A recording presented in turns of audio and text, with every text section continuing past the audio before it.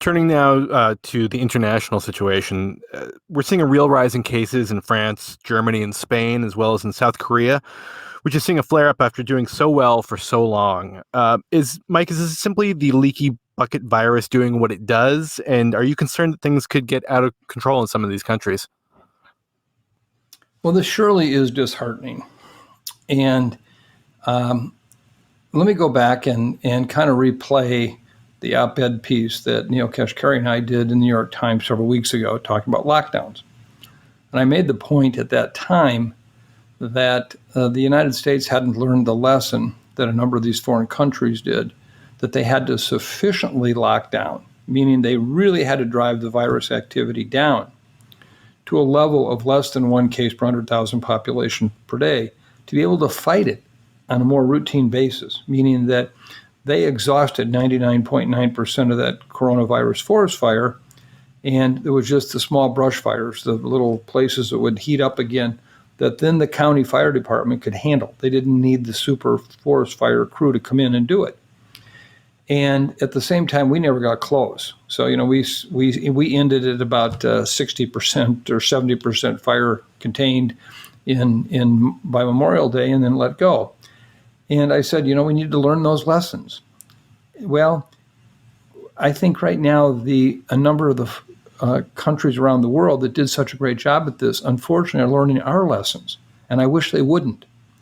And that is, they didn't keep the brake pedal on. Not talking about all the way to the floor, but enough to slow transmission down when it started to flare up again. And so you're seeing countries like Germany, France, India, Argentina, South Korea, China even, where we're now seeing this increased transmission from opening up more. And I would just say that, they still are orders of magnitude lower in terms of case numbers per population than we are, which surely still gives them an opportunity to tighten up and knock things down. But they're going to have to do that now. They can't let this get out of control again, and then they have to go into a complete lockdown. China is doing that in one regional area. So I think that the message here is that, again, what are we trying to do? We have a goal. This is not a lifetime goal. This is a goal to get us to a vaccine. Minimize as many cases as you possibly can until we can afford ourselves some type of immunologic protection from a vaccine. And then, at that point, we can really begin to hopefully release our societies back into everyday life. Now, I think that's going to be a challenge, although I think a number of these countries are surely trying to do that. But they have to look at themselves now and say, it wasn't quite as simple as I thought. For us, I come back to this issue over and over again. I've heard so many times in the past couple of weeks how naive I was in writing that op-ed piece. Nobody's going to lock down. They might not, but that doesn't mean that they shouldn't know what the medicine is. And what I mean by that is, remember in that op-ed that we did, we not only talked about just working to get the numbers down to less than that one case per 100,000, but then by doing that, we could let the break up. We could actually start to have a more civil society, and that's where the economic impact will actually be very positive.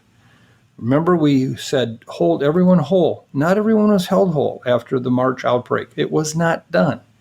Many small businesses, many individuals were hurting badly. And what we need to do is make sure at this round, and it doesn't have to be a national lockdown. New York doesn't need to do a lockdown. They're there. But in some areas of the country, it may vary within a state. But the bottom line is trying to drive the case numbers down to a place where then they could be contained through our public health actions and whatever we do in terms of mitigation, like closing bars, etc. So I think that from the international side, I do believe you're going to see in a number of these countries, some substantial changes in what they're doing to drive it back down again, with the hope that, we're getting closer, hopefully, to a finish line. And that may be the case. Now, there are other countries that are just like us. Many of the countries of South America, Brazil, India really falls in that category now, too, in terms of they're just houses on fire. And the number of cases they have per 100,000 are so high that they just can't drive it down with the county fire department. They still need the super forest fire crew in there to put it down. So We'll see what happens over the course of the next few months. Clearly, as we get in the Northern Hemisphere to winter, indoor air again is going to be a challenge. And we don't know exactly how much that's going to increase the number of cases, but I think it really is going to be a challenge.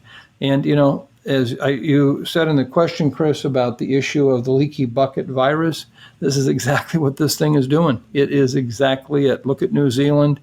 They have done a remarkable job again over the last 3 to 4 weeks trying to contain what was inside of New Zealand, but look at the hard work. And so this isn't going to be easy.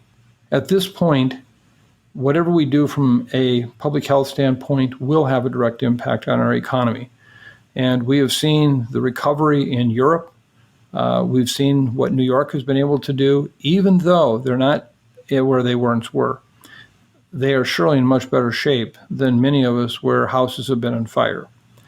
I also want to just add a comment. Another listener wrote to me this week, do I mean New York or do I mean New York State? And by New York, meaning New York City. And when I talk about this is New York State. This is the entirety of the governor's effort there, but specifically New York City, which is where the house was on fire so badly. So to me, that's what I tend to follow most closely. But I just want to clarify, this is New York State.